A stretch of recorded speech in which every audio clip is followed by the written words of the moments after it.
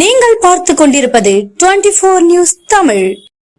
நாகையில் 63 நாயன்மார்களில் ஒருவரான அதிபக்த நாயனார் சிவபெருமானுக்கு தங்கமீன் படைக்கும் விழா புதிய கடற்கரையில் நடைபெற்றது. 63 நாயன்மார்களில் நாகப்பட்டினம் மாவட்டம் நம்பியார் நகர் மீனவ குளத்தில் பிறந்த அதிபக்த நாயனார் சிவபெருமானிடம் பக்தி கொண்டு முதல் தான் பிடிக்கும் மீனை தினமும் சுவாமிக்காக கடலில் விடுவது வழக்கம். இவரது பக்தியை சோதித்த சிவபெருமான் இவரது வலையில் தங்க மீன் ஒன்றை கிடைக்கும்படி செய்தார். அதிபக்த நாயனார் அம்மீனையும் சிவபெருமானுக்காக வேண்டிக் கொண்டு கடலில் விட்டார். அதிபக்த நாயனாரின் தெய்வ பக்தியை மெச்சிக்கும் விழா நாகப்பட்டினம் புதிய கடற்கரையில் நடைபெறுவது வழக்கம். இதனையடுத்து தங்கமீன் படைக்கும் விழா நாகப்பட்டினம் நம்பியார் நகர் கடற்கரையில் நடைபெற்றது.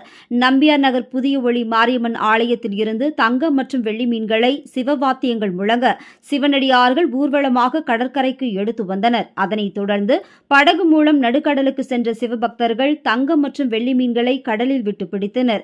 மீன்களுடன் கரை திரும்பிய சிவனடியார்கள் கடற்கரையில் எழுந்தருளிய சிவபெருமானுக்கு அதிபக்த நாயனார் தங்கம் மற்றும் வெள்ளி மீன்களை வைத்து படையில் இடும் நிகழ்வு நடைபெற்றது. அதனைத் தொடர்ந்து சிவவாத்தியங்கள் முழங்க தீபாராதனை நடைபெற்றது. இதில் ஆயிரக்கணக்கான பக்தர்கள் கலந்து கொண்டு சுவாமி தரிசனம் செய்தனர்.